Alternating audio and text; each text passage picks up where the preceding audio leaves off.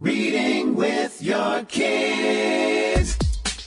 Hey, so great to see you. Come on in. Hi, my name is Jed Lee, and this is the Reading with Your Kids podcast. We are coming to you from the beautiful neighborhood of Reedville in the southwest corner of Boston, Massachusetts. We are so delighted that you're part of our beautiful Reading with Your Kids family. Please be sure to subscribe to the show on the iHeartRadio app, on Spotify, on Google Podcasts, Apple Podcasts, Stitcher Radio, Himalaya, Podchaser, wherever you find your podcast. Our guest today is Mindy Willens. She is the author of A Hero Named Nikki. Before we find out what makes Nikki so heroic, I want to tell you a little bit about what makes my friends at Vooks.com so amazing. Vooks combines the love, the trust, and the safety of children's books with the convenience of online streaming for a whole new way to experience stories with a growing library of animated storybooks that both kids and parents will love.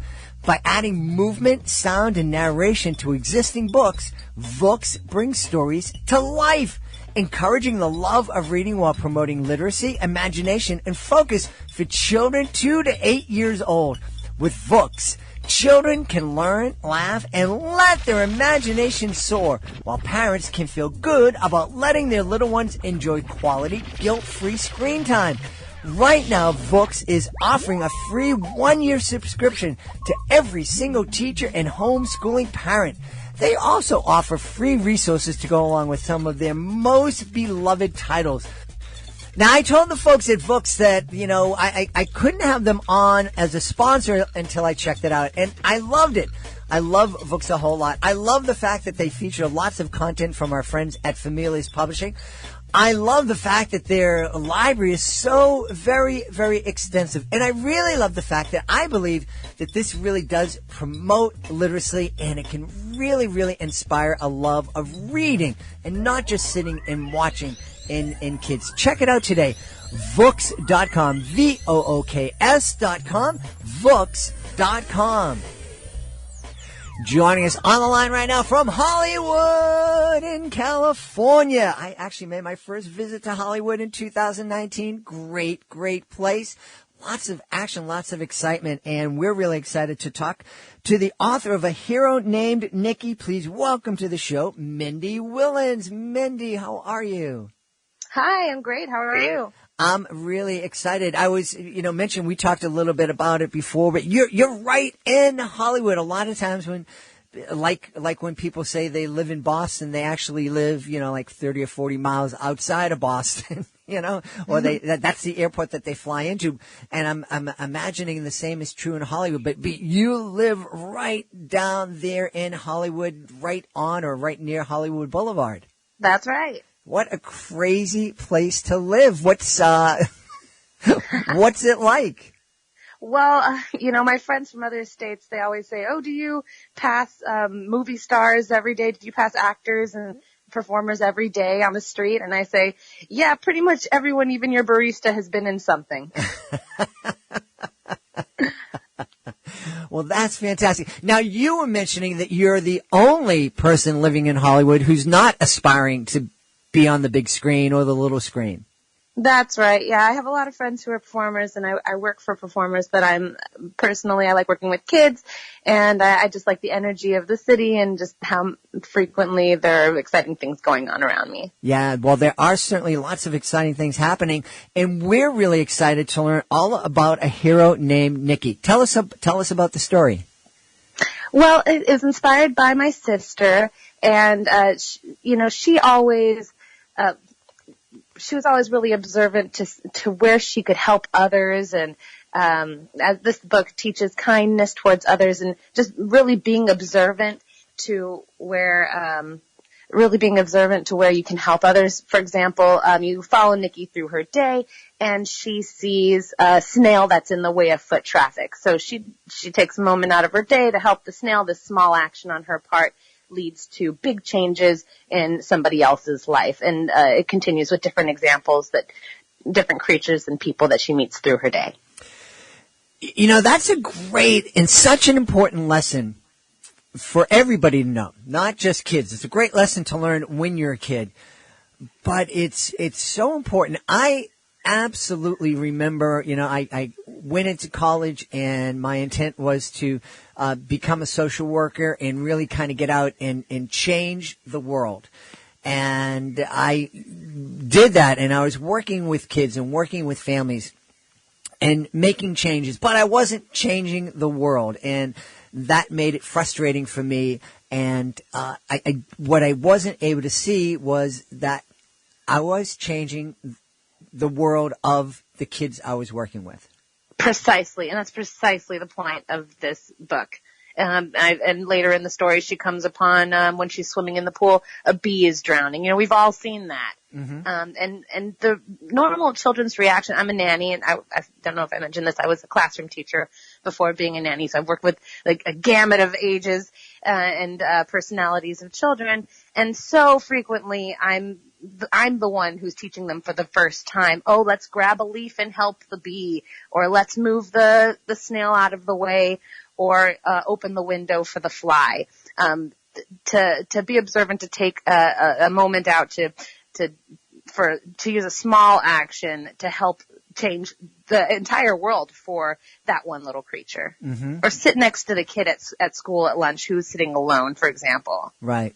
And that's I think part of the beauty of teaching these lessons about helping the little bee in the pool, because I think it's really easy for kids to kind of take that lesson in, listen to that story, absorb it, and then make it part of their lives. So when they see that kid that's being excluded on the playground, to go over on their own and sit down next to that kid and make them feel less lonely.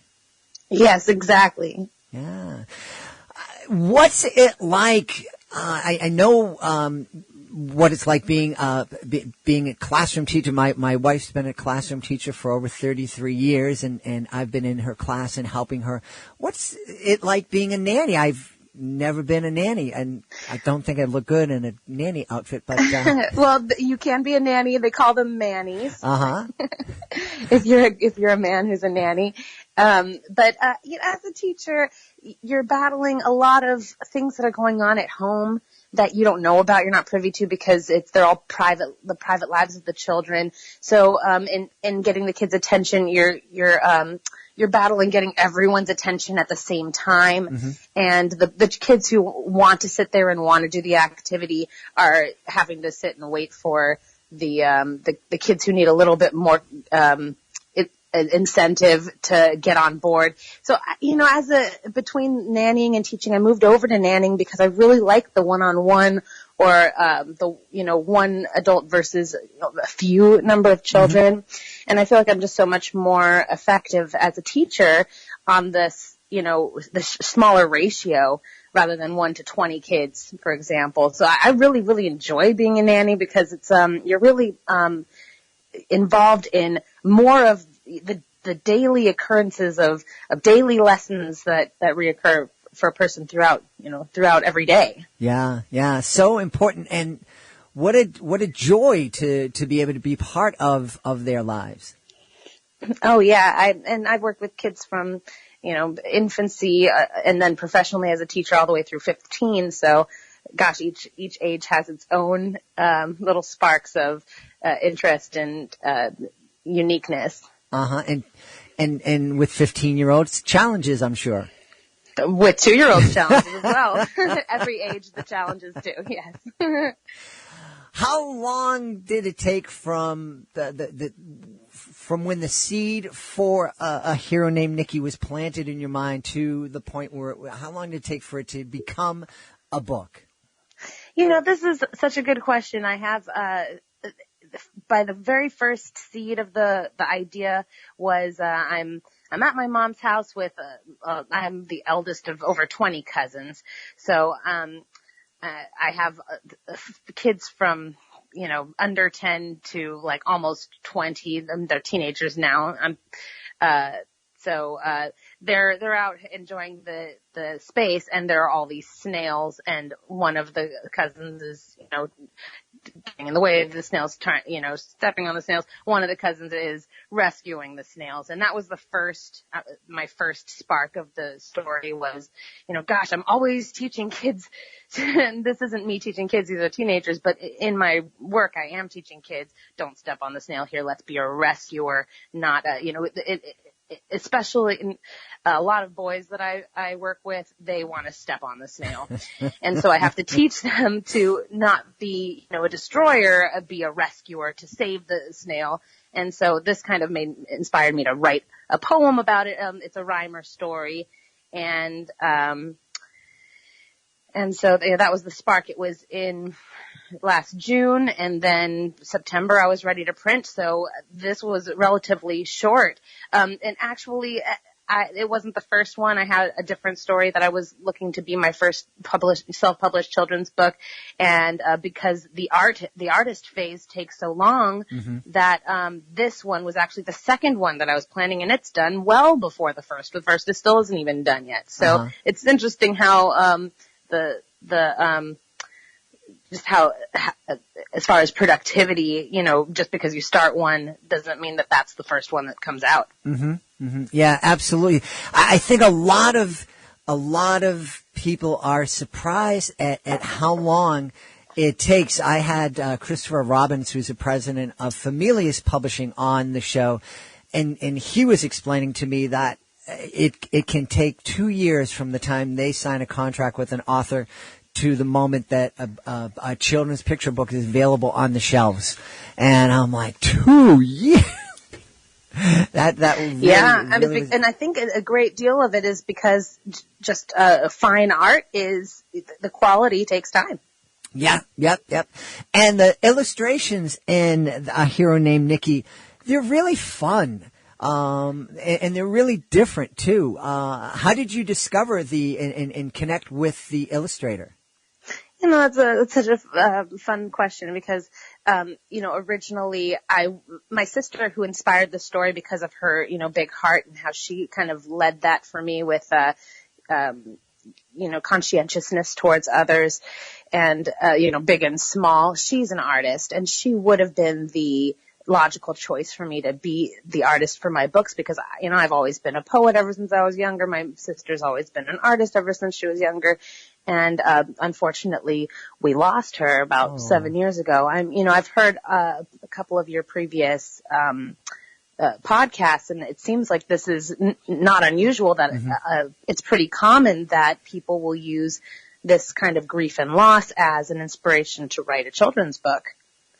But anyway, because I obviously can't have her be the artist, in my family went out for, to celebrate her birthday actually, and we end up at this improvisational, music show where there's, the guy on the stage does a completely improvised singing music show about the people in the audience, and I'm sitting in the front row with my mother and my family, and he sings this, such a funny song about my mom and my brother and I, and it's so spot on and completely improvised, which just blew me away. We remained friends on Facebook, and then I see him starting to post some of his art that he's also an artist, and so I approached him, and that's how I got connected with my artist. That's amazing. Yeah. What a great story. And, what you mentioned, grief being the inspiration for so many stories. It is true. We have had so many authors on the show telling us that, they were inspired by this family member or that family member who are no longer with us. And I guess that, being creative is a great way to process that grief. Yeah, I agree 100%. And it's just such a great way to kind of package, even if it's just an aspect of the character that you remember of the person, into something that lives on. Yeah. And I think as we're talking about this, and I think that could be a great resource for parents to remember this, because there are going to be moments in most of our kids' lives where they're going to experience some great grief. You know, maybe it's a pet passing away, or maybe it's a student, a classmate passing away, or a family member.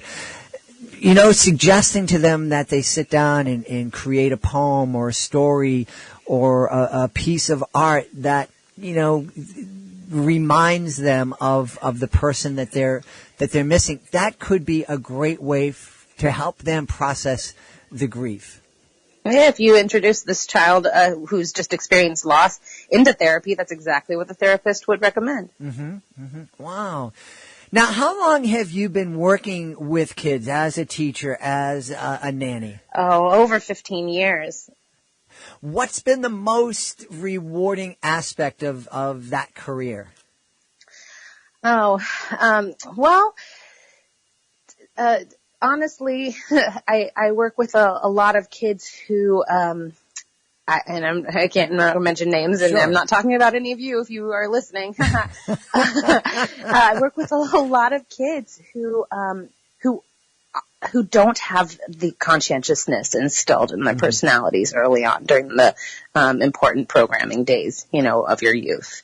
And I can see the changes over working with kids in time, and the way that I guide kids in learning life lessons and their thought processes during certain impactful moments. I can see that their level of conscientiousness towards others has changed from our interactions. And that's very rewarding to me. I feel like I'm changing the world via, you know, the people who I'm teaching. Yeah. You know, the story of A Hero Named Nikki, it reminds me, we host international kids here in our home. In fact, our guest room where those kids live while they're studying here in Boston is right next to the studio. And we had one student from China living with us for quite some time. And when she was going back home, I asked her, I said, hey, what can we do to make this space a little bit more inviting for the next kid who comes? And she That's said, a good question. Yeah, and she said, well, you might want to, you know, remove the spider that lives in the room. And I said, oh my goodness, why didn't you tell me? I would have taken care of that long ago. And she said, well, I like the spider. I didn't want you to hurt it. She goes, but the next kid might not like it. So. But we figured out a way. We figured out perspective. And we figured out a way to let the spider just live in a different part. The spider lives in the studio right now. That's sweet of you to not try to kill the spider. You know, it's. I just think, you know, I'm at a point. I was probably like some of the boys that you were thinking of early on, stepping on the snails when I was a kid. But you know, as you grow and you have life lessons, you kind of realize that life is precious, and you know that every life is precious and has value. And I'm happy I eventually learned that lesson. It would have helped me to learn it a little bit earlier, I think. So I'm glad that you've created A Hero Named Nikki so that families can help. You know, share. I have a lot of adults who don't mind at all to step on the snail either. And you know, when I work with their kids, they kind of might think that it's a little overdone with wanting to rescue this and that. But when you see as many young kids as I see, just so many who get joy out of hurting little bugs and little creatures, that's why I had to put it in this story. Yeah.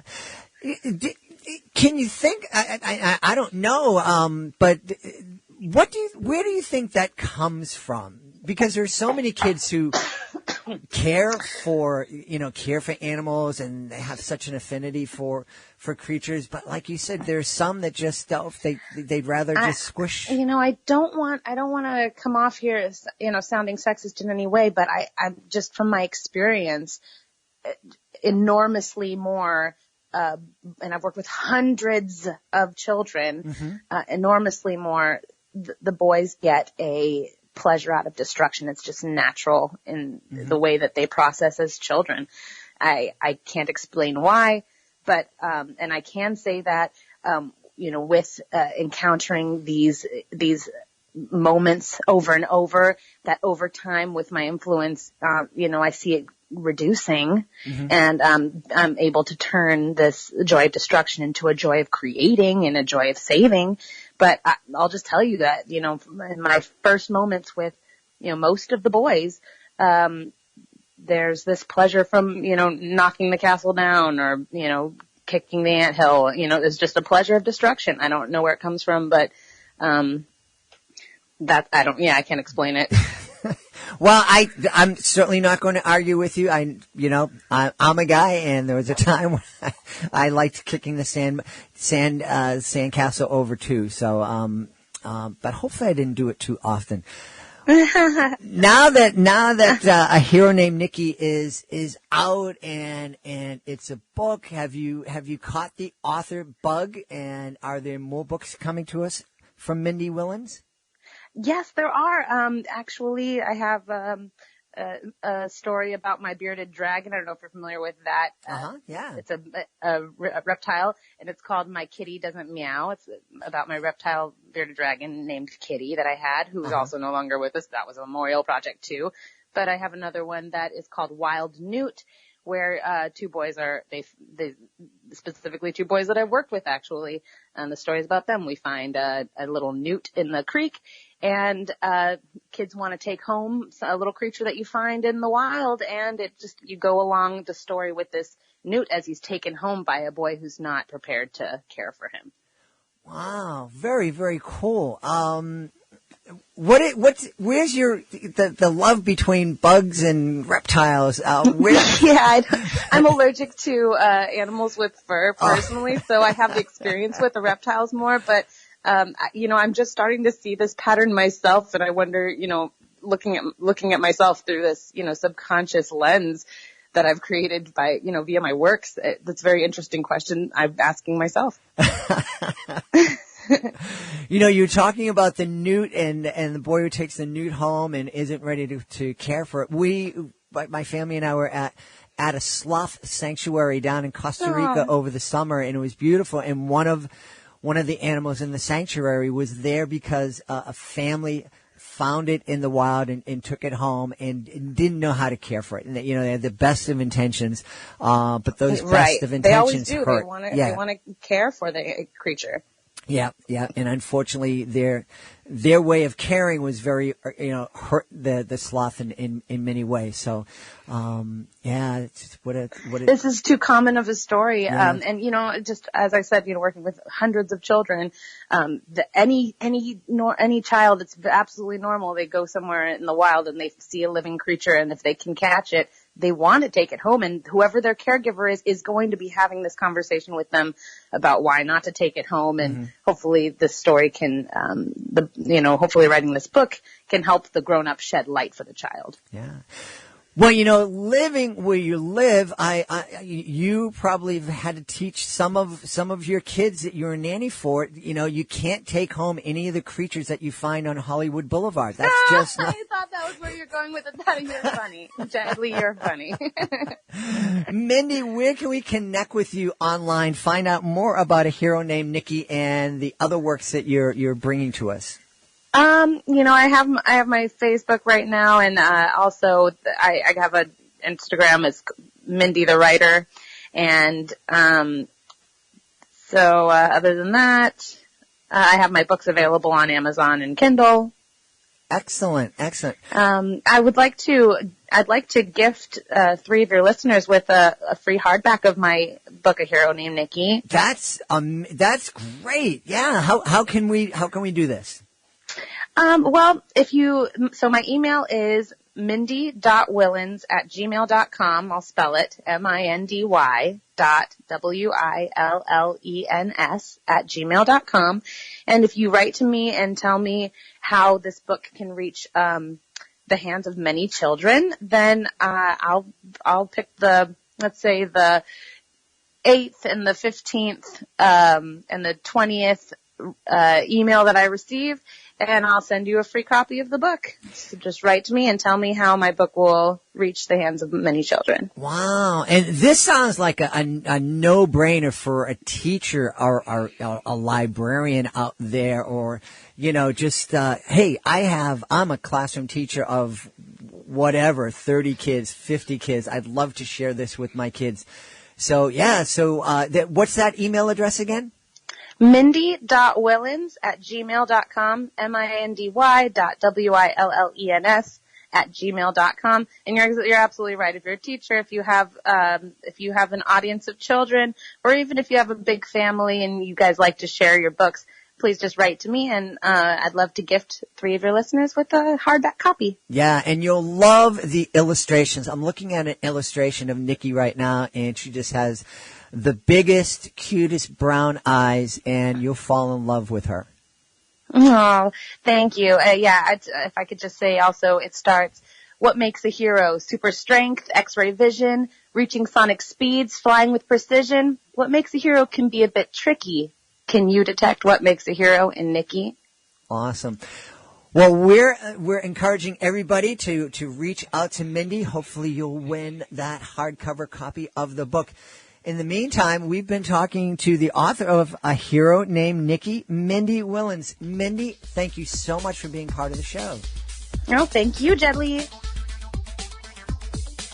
Please be sure to join us for the next edition of the Reading with Your Kids podcast. Our guest will be Jared Wolf. He is the author of Sword of Merlin. He's also the father of 7 kids between the ages of 1 and 16. So we're not only going to find out about the Sword of Merlin, we're going to find out how in the world does someone who has 7 kids between 1 and 16 find the time to write. That's the next edition of the Reading with Your Kids podcast. If you are the author of a fantastic children's book, you may be pulling your hair out. If I still had hair, I'd be pulling mine out. About where you're going to find the time to market your book, because the reality is, if you're the author of a fantastic children's book, whether it's a picture book, a middle grade book, a YA title, if you're the author of a romance novel, a crime novel, whatever it is, if you are an author, you are also the person most responsible for marketing your book, and that is incredibly difficult. Well, we have a fantastic program that has helped so many authors. It's called the Reading with Your Kids Certified Great Read Program. And basically, if our team of evaluators believe that your book is worthy of 4 or 5 out of 5 stars, it becomes a certified great read. And with that status comes a number of great tools that can help your book really stand out amongst a crowd of books that are published every single month. Lori Olinsky is a 2-time Reading with Your Kids Certified Great Read author.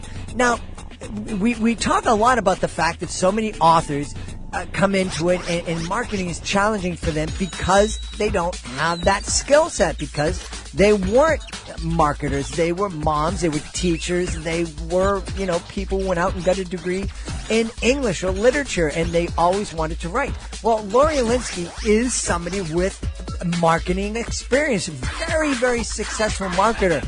She has found the Reading with Your Kids Certified Great Read program to be very, very helpful. For one, she says it gives her a lot more credibility when she is approaching libraries, when she's approaching bookstores, when she's approaching schools to present her in-school presentations.